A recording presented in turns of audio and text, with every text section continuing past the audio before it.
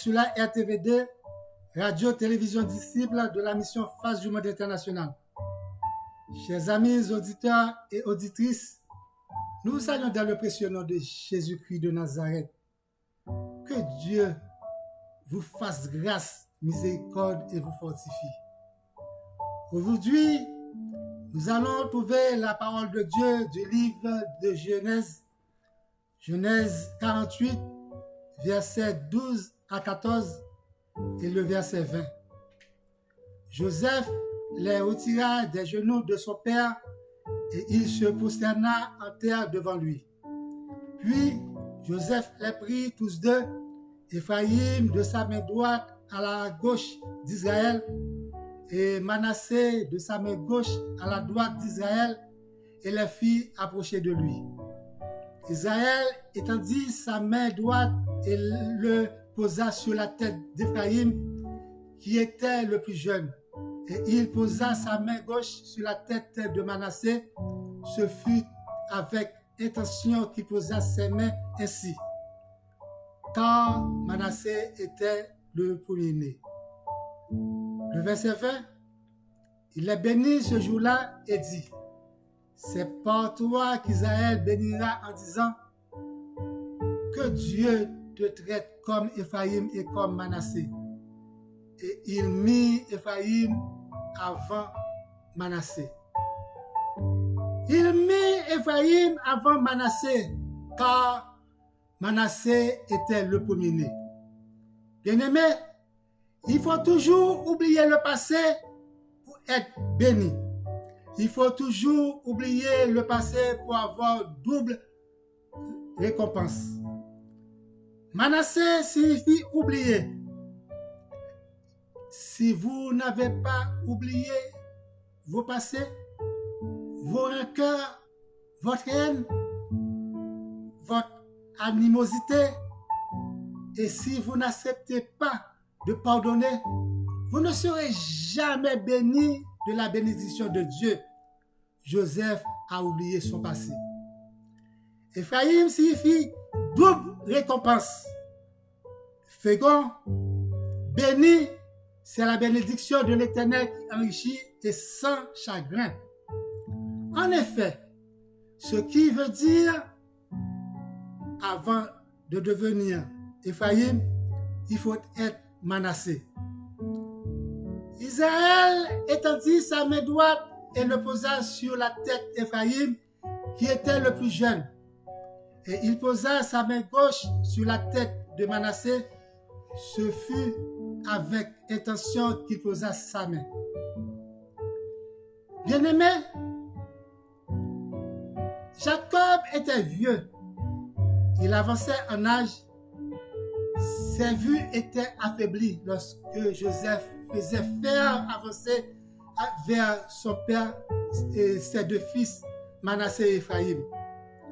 Et ensuite, il les retira des genoux de son père, Jacob. Il se prosterna en terre devant lui. Joseph se prosterna devant son père, malgré son pouvoir, sa capacité, son honneur, son élévation, malgré son statut, sa grandeur et son rang dans la société, malgré sa fortune et sa richesse. Il se prosterna en terre devant son père Jacob, parce qu'il savait toutes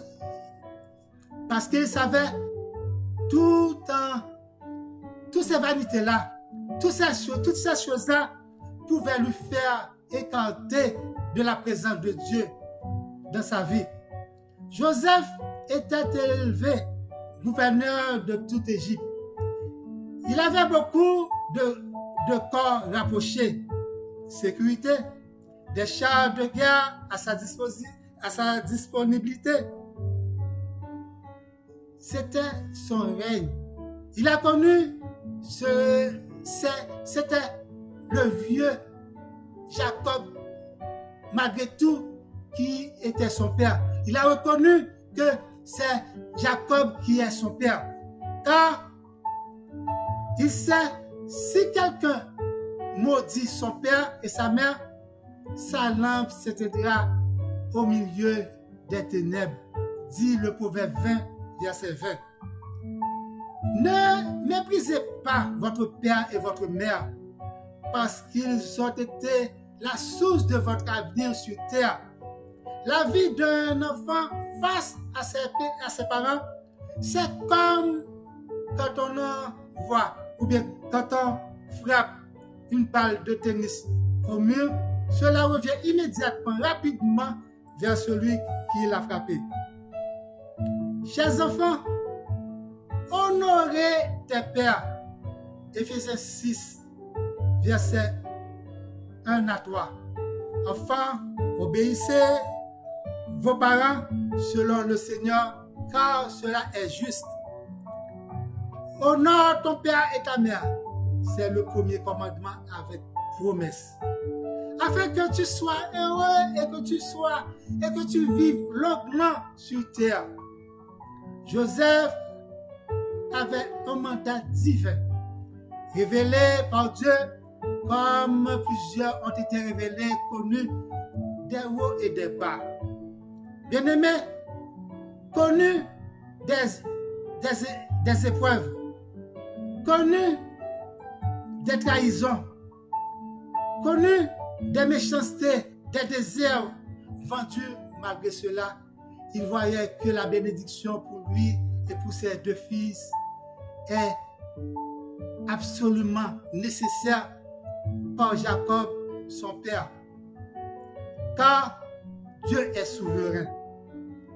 Prenez Joseph comme modèle, pas pour son succès seulement, aussi pour le chemin du succès et la façon qu'il est fidèle à son Dieu.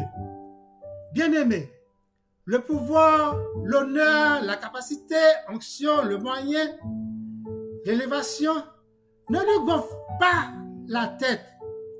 Il ne se souvient pas de ses péripéties. Il ne se souvient pas de ces mauvaises choses, des mauvaises aventures, des trahisons. Il a oublié tout qui s'était passé dans sa vie. Chrétiens, nous voyons toujours le succès des gens, mais nous ne voyons jamais le parcours de l'élévation. Bien-aimés, nous ne voyons jamais le parcours de la réussite. Nous voyons que la réussite des gens. Nous ne voyons pas, malgré qu'il est élevé en dignité, il s'est humilié devant son père. Nous n'acceptons pas le parcours du ministère de la croix. Jacob, en bénissant Manassé et Ephraïm, il faisait le geste du ministère de la croix. Il faisait le geste du ministère de la croix, ce que Joseph n'a pas été révélé. Nous voulons toujours avoir le succès pour le commencement de notre vie. Seigneur, fais-moi comme un tel. Ou Seigneur, fais-moi comme Joseph. Donne-moi la bénédiction de Joseph. Fais-moi toujours la tête comme Joseph. Donne-moi toujours quelque chose en main pour donner à tout le monde. Accepterions-nous la traîtrise de nos frères, être jetés dans un puits, vendus par nos propres frères, achetés et revendus pour servir la cour du roi? Accepterions-nous perdre une relation d'infidélité et fuir l'impudicité? Accepterions-nous quelqu'un ment sur nous? Accepterions-nous la prison sans cause? Accepterions-nous de rester fidèles en prière, dans les prières, dans les pires moments, de rester fidèles à Dieu, sans haine, avec oubli? Si nous acceptions toutes ces péripéties, nous, tous nos tourments, tous nos mauvais moments, les moments difficiles et persécutions, et que nous reconnaissions que c'est Dieu qui est le portier et nous sommes l'agile, alors nous pourrions demander à Dieu la gouvernance comme Joseph, comme premier ministre d'Égypte, comme la tête de notre famille, comme la tête du pays, comme le premier ministre, sans rancune, sans haine, sans se souvenir des choses, des mauvaises choses, sans se souvenir de nos passés. Genèse 47, versets 11 et 12, Joseph établit son père et ses frères et leur donna une propriété dans le pays d'Égypte, dans le meilleur parti du pays, dans la contrée de Ramsès, comme Pharaon l'avait ordonné. Joseph fournit du pain à son père et à ses frères et à toute la famille de son père, selon le nombre des enfants. Nous vous recommandons aujourd'hui, bien-aimés, vous qui nous écoutez, d'oublier le passé comme Joseph l'avait fait. Et aussi comme nous rappelle Jacob en faisant le produit croisé, en nous rappelant le supplice de la croix. Car nous chrétiens, la croix est derrière nous et Jésus est devant nous. Que le Dieu de force vous aide à tenir dans tous les combats et devant toutes les tentations, comme la femme de Potiphar tente de séduire Joseph. Que le Dieu vous donne toutes les caractéristiques divines de Joseph: la sincérité, la sainteté, l'obéissance, la patience, la miséricorde, l'amour fraternel, l'humilité. Que le Dieu vous fasse grâce et miséricorde, te redonne encore la force, redouble encore à double portion vos bénédictions. Encore une fois, je vous souhaite une bonne semaine.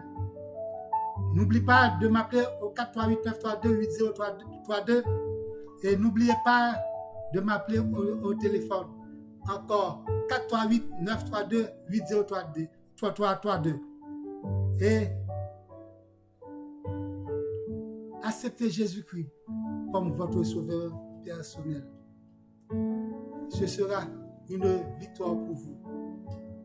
Passez une bonne semaine et vous allez faire une grande chose pour rentrer dans la grande famille Face du Monde International et Radio-Télévision Disciple et RTVD.